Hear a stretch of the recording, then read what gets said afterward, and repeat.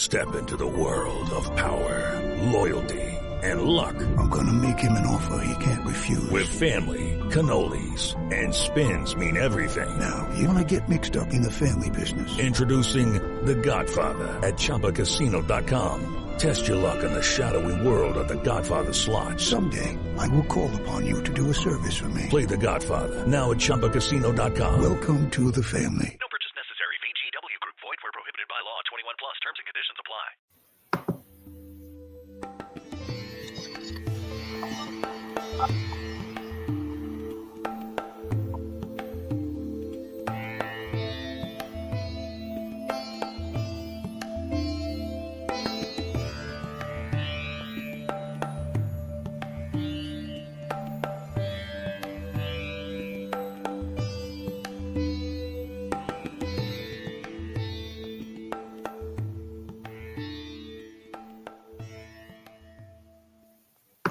Hi, everyone. Welcome to The Way to Well. My name is Edie Summers, and this is a podcast and broadcast for my audience here on Substack and beyond. The Way to Well is a unique podcast in that it's going to be primarily me. I do have another podcast called The Wellness Podcast, where you can find interviews that I've done with experts in health and wellness and beyond. But this podcast is designed to be a deep dive into the world of well-being. I call it The Way to Well.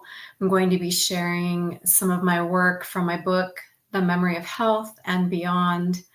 I have several books out, and the main one is called The Memory of Health. And today we're going to be talking about finding your healthy tipping point of well-being. What does that look like? And how can that be a way that you can find your way back to well? So let's dive a little bit deeper into what finding a healthy tipping point looks like. Usually it's a combination of factors. This is what I have found works really well in terms of cultivating well-being. A little bit about my backstory. So I was someone who had a lot of energy when I was growing up.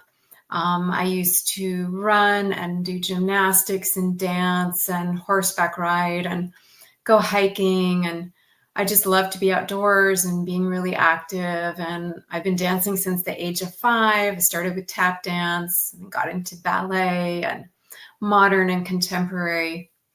And when I was 22, I was a dance major at the time. I had a ski accident and I had to have arthroscopic surgery, and something happened in the course of having that surgery. I started feeling really tired all the time. I was sleeping a lot. It's a really, really long story, and I do go into the details in great detail in my book, The Memory of Health. And I'm going to read to you a little bit from that. But the reason I share my backstory is because it was a long journey for me to find what improved my energy over time. And it was a combination of factors.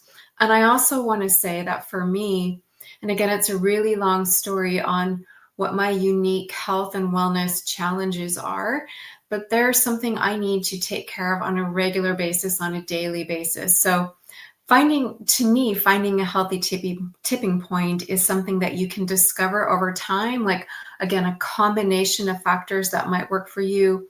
And often, at least in my case, and I think this is true for most people who are realizing or discovering for whatever reason that they want to live a healthier lifestyle. Maybe it's because you have health issues or wellness challenges. Maybe you've been through trauma.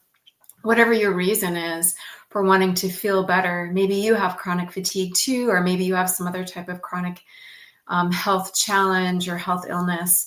I have found that it's also something that I have to do every day to show up for myself. And some days are easier than others. And, it's usually about kind of building those habits that become routines so that you can take care of yourself without having to think about it too much. But there is some intention that goes behind it as well, I have discovered. And for me, the motivating factor to show up for myself every day is because I want to feel better, because I want to continue to either have more energy or improve my energy and just feel better overall. So that's one of my motivating factors.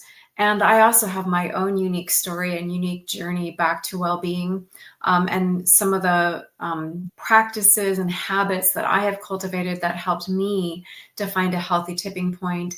But in order for me to keep my healthy tipping point, I have to keep showing up for myself on a daily basis.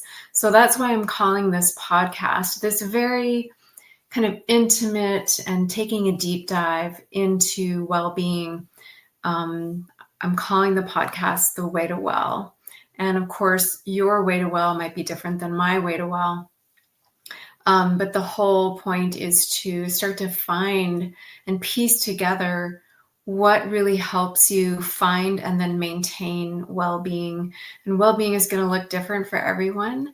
But I'm assuming that you're here because you're interested in improving your health or well-being for whatever reason. Again, maybe it's due to a chronic condition, or maybe you have some current health or wellness challenge, or maybe you've been through trauma. Maybe you're experiencing burnout. Burnout and chronic fatigue are on the rise in general, and so is chronic illness. So many different challenges are on the rise now because of the fact that we're living in a modern world. And I will do a deep dive in another podcast specifically for all of you on the topic of living well in this modern world. That's probably the next one that I'm going to do. But first, I want to talk about finding your healthy tipping point. So it's usually a process to kind of figure out what's going to work for you. And it's usually not just one thing that works. I have found, and also in the process of interviewing other people who have either had health challenges or wellness challenges themselves, it's usually more than one thing that helps you get that upper edge and find that healthy tipping point. So I'll share a few things that have worked for me, and I'm going to read from my book a little bit, The Memory of Health. You can see the link there for my book here on the screen. This is being recorded specifically as a podcast, but there is a video version that you can find on certain channels like YouTube as well. But for the audio version, of course, I'm going to be sharing it through Substack. I encourage you to come join me on Substack. But this is my the link for my book here that you see on the screen. It's bit.ly/book on wellness. So let's talk a little bit about how I started to find my healthy tipping point of well-being and then what might help you. So I'm actually going to read to you just a little bit from my book, because what I have found, and this is kind of from the beginning of my book, it's kind of like a preface in a way. Really what it is, it's a summary and just a couple of pages of what I found were some of the main points that helped me and that may help you find your healthy tipping point, or that tipping point of well-being. You could think of that tipping point either in terms of health or in terms of wellness. Sometimes health can be a little more tricky, to define, like, what does it mean to really be living in a state of health? But well-being, I think, is a little bit easier for most of us to achieve. I think actually all of us can achieve it. And again, there are going to be different routes to get there.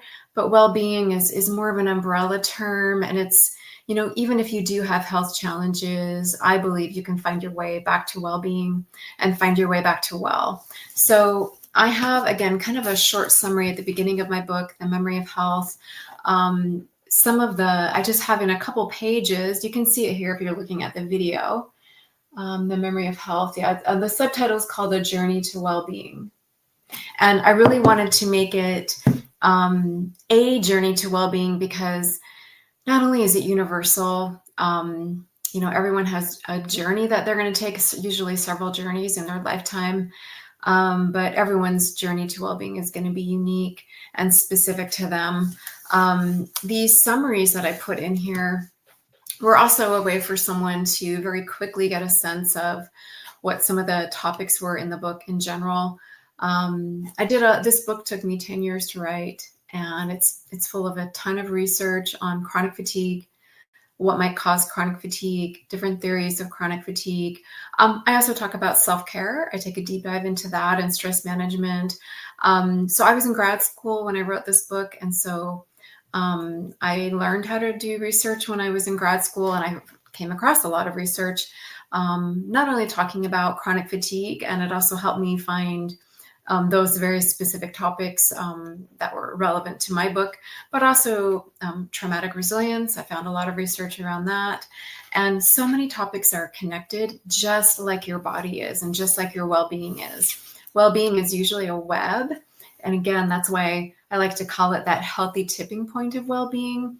Again, you can kind of think that as a metaphor of, kind of finding your balance. But if you're thinking of it as a web, think of your body, all the different systems in your body are very much interconnected, or many of them are interconnected. And you can often start to manifest well-being by just addressing one part of your body, like let's say the nervous system. The nervous system is one of the oldest parts of your body, and it's so very much connected to so many other systems in your body, like your immune system, for instance. So if you can start to work on your stress and managing stress, that may positively impact your immune system, for instance. So that's another way to think of the metaphor of well-being. Is you could think of it either as, kind of trying to find like that balance, like a scale, finding a dynamic balance within a scale, or you could think of it as like a web. And if one part of the web is affected, it's going to reverberate throughout the rest of the web. So just reading some of the topics that I cover in my book that may be of importance to you, especially if you have dealt with chronic fatigue or are dealing with it, or chronic illness, or if you've been through any type of major life, health, or wellness challenge, including trauma. So number one is childhood stress and chronic illness. That's a topic I take a deep dive into. Another one is white matter, microglia, and chronic inflammation. And then number three is dysregulation of the HPA axis. Number four are microbes, DNA, and your health. Number five is the feedback loops of energy in your body. And again, that kind of comes back to how your body is. Hello, it is Ryan, and I was on a flight the other day playing one of my favorite social spin slot games on ChumbaCasino.com. I looked over at the person sitting next to me, and you know what they were doing? They were also playing Chumba Casino. Coincidence? I think not. Everybody's loving having fun with it. Chumba Casino is home to hundreds of casino-style games that you can play for free anytime, anywhere, even at 30,000 feet. So sign up now at ChumbaCasino.com to claim your free welcome bonus. That's ChumbaCasino.com and live the Chumba life. No purchase necessary. VGW. Void where prohibited by law. See terms and conditions. 18+. So many different systems in your body are interconnected. Neuroplasticity, epigenetics, and resilience. What I have found is that not only in research that points to the fact that we can become resilient even in the face of great adversity, there are really specific steps that you can take. And let me share just a couple of those right now since we're talking about it, and then I'll share more of some of the topics in my book. What I have found in research and also from my own experience is that things that would help with resilience that could help you find that healthy tipping point of well-being, because there's usually several factors involved in resilience. One of the big ones is community and relationships. And that is one of the main indicators of well-being that can help you get back to well-being and even improve your health, that they've shown in some of the other studies as well, including one of the biggest studies I think that was done by Harvard, is connection. And there's a famous quote by John Travis that says, "Connection is the currency of well-being." But connection can really help you be more resilient. Exercise can help you, or movement. If you're dealing with chronic fatigue, you might want to think of it as just gentle movement. And there are several other things that can also help you with resilience. But resilience is a really big topic, and it's very much tied to well-being. Some of the other topics I talk about are dynamic balance. I was mentioning that earlier in terms of if you're imagining a scale. And the scale is not going to be static. It's going to be dynamic, but the goal is to keep it more or less in balance.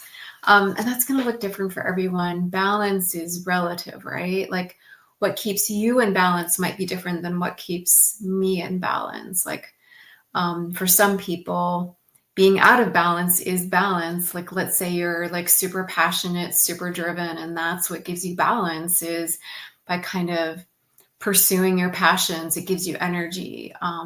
That could be different than someone who, let's say, maybe needs a little more downtime, or to practice more mellow practices like yoga or qigong. So it's going to be different for everyone, but finding that dynamic balance can help you find your healthy tipping point of well-being. So in that topic, that's also connected to it, are rest, eustress, which is like positive stress, and then well-being. Becoming a conscious consumer. I don't hear a lot of people talking about this these days, but when I first started getting into the wellness space, it was in the natural foods industry. And I noticed a lot of people in the store that I was working at had health issues that were coming in, and they were looking for answers. And sometimes that's often tied together is sort of when you start to seek answers, you start to discover different worlds, whether that's organic foods or maybe really high quality supplements, or discovering yoga or qigong or tai chi, or so being a conscious consumer is a whole very, very deep topic, and I will do my best to remember to do a podcast specifically on that. But I do think it's very much tied often to kind of starting to wake up to that bright light of awareness of healing, is kind of realizing that we're all interconnected. And how, again, if you think of the web of well-being, how, let's say, your well-being might affect someone else's well-being, or even the well-being of animals and the planet in general. So I found that to be a really, really important topic, and it's a whole podcast that I can do on its own. So I'll try to remember to do that. And then I do also talk about the cell danger response, which is kind of where your body, your mitochondria, instead of focusing on giving you energy, they're more focused on a reactive response, like an immune response, for various reasons, and that can potentially contribute to chronic fatigue. So I'm also going to read just a little bit more. Here's some of the writing from my book. Those are some of the topics that I cover in my book, some of the most important topics. But again, like I mentioned, my book took me 10 years to write. So it takes a deep dive into many, many subjects, including a lot of theories of chronic fatigue. So for me, these are some of the things that created a healthy tipping point for me. And again, these are still things that I need to practice as much as I can on a regular basis. And we always want to be kind and compassionate to ourselves, that we don't give ourselves a hard time if maybe here and there we're not following through as much as we want to be. But it's always helpful to remember what your reason is for wanting to feel better, because that can really be a motivating factor to bring you back to taking better care of yourself and getting back to practicing those practices, whether it's nutrition, community, connection, yoga, nature, whatever it is for you, that helps you gets you back to that tipping point of well-being. So for me, diet and supplements. This is from my book, The Memory of Health. This is some of what it healed my body: deep nutrition and a more diverse microbiome, live, organic, and unprocessed foods, and avoiding chronic stressors that were irritating stimuli to my body. High quality supplements also helped me greatly as well.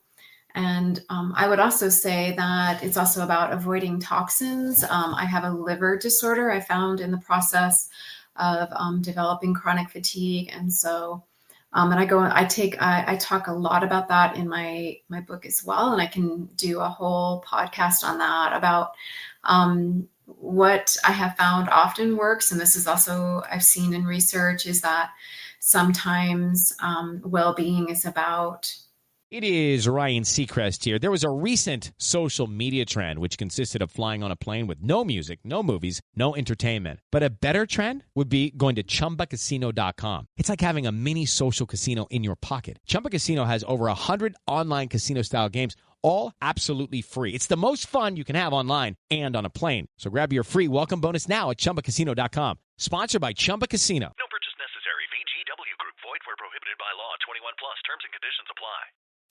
Avoiding what you're sensitive to and then maximizing your input of nutrition. And nutrition can be more than just food, right? It could be sunlight, it could be elements, it could be, again, connection to others.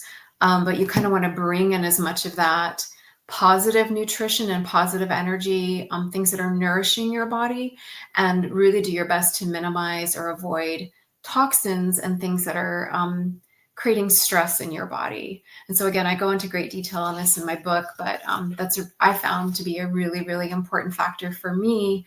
And it's also, I believe, an important factor for a lot of people that have chronic conditions. I found in my research, it's about, I believe it's in my book, I think it's about 40% of people, don't quote me on that, but it's roughly 40% of people who have chronic conditions don't detoxify very well, and they can be potentially, that can be part of what's making them experience symptoms. So these also help me. Back to my book, The Memory of Health. Low refined sugar, low stimulants, yoga, changing my relationship to stress, time, mindfulness, and sunshine. Did you know that vitamin D regulates about 1,000 different types of genes in the body and about 5% of the entire human genome? This is quoted. I have the full reference in my book. In the back of my book, I have all the references, but that's by Rootberg, 2015. I have a new normal, and I'm always refining and practicing my well-being. Staying well is a conscious practice for me. Memory is truly about being mindful of your life. And then I do talk about, again, becoming a conscious consumer. In the process of seeking answers to my health challenges, I became a conscious consumer. And I go, I'll do a different podcast on that. And I do talk about that a lot in my book as well. Yoga. It has helped restore my vagal tone, which is what heals and mediates your parasympathetic nervous system. This cultivates the relaxation response, Benson, 1975, where healing occurs. Most people who are exhausted are in a chronic state of fight or flight. I have found that to be very true. And there's also research behind that. When your cortisol levels are elevated, often it can start to kind of, unfortunately, train your brain to stay in fight or flight. So those pathways become stronger in your brain, and you can kind of get stuck in fight or flight. So again, I have a lot of tips in my book about how to start to heal and change that kind of get out of that fight or flight response. But that's a topic that I take a deep dive into my book. And for me, yoga helps with that. Certain supplements can help me with that, like L-theanine, lavender. There's so many different things that you can do to help your body get back more into a parasympathetic state versus a state of fight or flight. So again, let me read that again to you. This is from my book. Most people who are exhausted are in a chronic state of fight or flight. Also, figure out what your stressors are and reduce, remove, or reinterpret them. Yoga also encourages brain plasticity, I believe. Brain neuroplasticity is turning out to be a huge component of healing in general for many conditions. Stress can affect your brain, but you can literally create neural pathways that make you stronger. This is a huge breakthrough in understanding in the realms of healing, well-being, and medicine. Here are some of the other things that helped me get a healthy tipping point. Again, reading from my book, The Memory of Health. Personal connections, love, family, friends, community. Stay connected in any way you can. Nurture the threads of connection in your life. Have faith that you are interconnected with all living beings. Energy connections. Your body works on exquisite feedback loops of energy. Your job is to bring awareness to this system. This is one way to cultivate well-being. Reinterpreting stressors are key too. Body systems connections. The field of psychoneuroimmunology shows us that the psyche, brain, immune system, and possibly more systems are connected. What we do and think affects our whole body and reverberates throughout our entire being, like touching a web. Everything in our bodies and the universe is interconnected. Stress connections. Research has proven that early exposure to stress or trauma can affect the stress response in vulnerable individuals. It also points to CFS, that's chronic fatigue syndrome, as possibly being an autoimmune condition or an activated immune system, as well as being influenced by genetic polymorphisms. Microbe connections. In addition, the role microbes play in our health and even the onset or remission of chronic illness may be a major factor. Microbes are even part of our DNA. Also, the majority of our immune system is in our gut, and science has renamed the immune system the microbial interaction system. And there's a lot more that I have in these beginning pages where I kind of go into the highlights of what's in my book. I'm going to read just a little bit more to you. Here's one of the big ones that I found, and I think this one is really helpful. And this can help to remember, and I was mentioning that a lot of people that have chronic fatigue are stuck in fight or flight. And that's also true for chronic illness in general.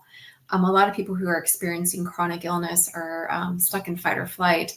And then depending on your genetic vulnerabilities, that can start to show up as symptoms depending on what your vulnerabilities are. Let's say chronic pain, chronic fatigue, and even many other symptoms and situations. So here's the big one that really helped me. I'm going to read just a little bit more to you here. And this is very much connected to finding a healthy tipping point. And remember, it's a combination of factors that work that usually get you over the edge and into a state of well-being. The relaxation response from my book, The Memory of Health. A huge factor in healing is cultivating what is known as the relaxation response. This response was discovered and researched by Herbert Benson in 1975. The relaxation response is the opposite of the stress response. It activates the parasympathetic nervous system and releases hormones and neurotransmitters such as oxytocin, endorphins, and dopamine that enable our bodies to heal. The relaxation response brings back our appetite so we can digest and absorb our food and gives us the opportunity to harness our body's natural healing powers. By simply engaging in slow, rhythmic breathing, relaxing thoughts, relaxing movement, music that relaxes you, or anything else that helps you relax and engage in a slow, steady rhythm, you may literally harness your ability to heal. We can slow down and relax our way back into vibrant well-being and the flow of life. A definition of suffering is resisting what is. When we resist being tired, guess what persists? Instead of resisting low energy, I encourage you to put your energy into what raises your vibration, your natural vitality, and live dynamically between rest and growth. These are not simplistic solutions to potentially complex conditions. I encourage you to read the whole book for context about these hard-won insights. And ultimately, your path and your journey are your own. I encourage you not to focus too much on what caused your current condition or situation. Instead, focus on creating awareness of the delicate but powerful feedback signals and loops of energy in your body that communicate with you, and seek dynamic, blissful balance in both your mind, body, and life. When we bring awareness to the feedback loop systems in our body, we close the gap between symptoms and well-being. This is always at our fingertips through the power of awareness and mindfulness. And resilience is allowing changes in our lives to be a source of growth and healing instead of what depletes us. Stress is inevitable. Living at our growth and healing edge is a choice. This is how I reached positive recovery. We can progress instead of stress. And I want to say that this whole concept of closing the gap between symptoms and well-being using mindfulness. Mindfulness is something I talk about a great deal in my book. There's also the concept of what's called interoception, where you're able to listen to and sense your body's internal signals. And that can be a huge part of reaching the tipping point of well-being as well. It can be really useful to slow down and tune in and really allow yourself the opportunity to listen to what your body is saying to you. If your goal is to feel better, your body is full of information. It's full of wisdom. It has a voice, and it's always talking to you and asking you for what it needs in order to feel better. That might be certain foods it wants, maybe more connection, maybe sunshine, fresh air, maybe less stress. Touch is going to be different for everyone. And again, I'm wishing you well on your journey to well-being. If you would like to check out my book, it's called The Memory of Health, A Journey to Well-Being. Again, the link is here on the video. I'm going to read it to you as well if you're listening to this as a podcast. You can find it through this link, bit.ly/book on wellness. Thank you so much for listening today. This has been my first episode of my sister podcast to my main podcast, which is called the Wellness Podcast, and you can find that everywhere. But this is a sister podcast that won't have interviews.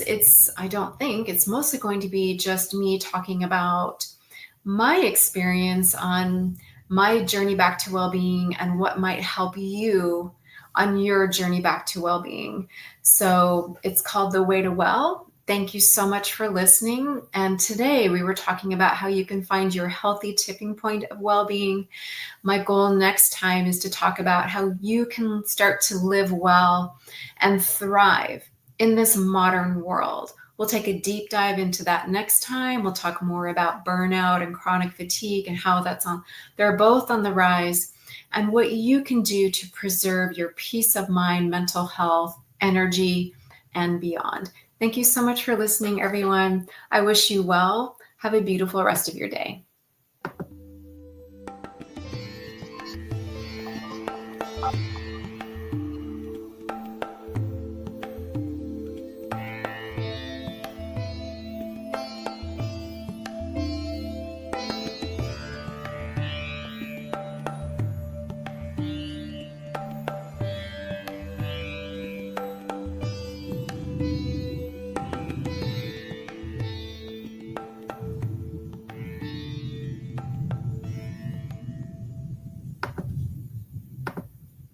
Ryan Seacrest here. When you have a busy schedule, it's important to maximize your downtime. One of the best ways to do that is by going to ChumbaCasino.com. Chumba Casino has all your favorite social casino games like spin slots, bingo, and solitaire that you can play for free for a chance to redeem some serious prizes. So hop on to ChumbaCasino.com now and live the Chumba life. Sponsored by Chumba Casino.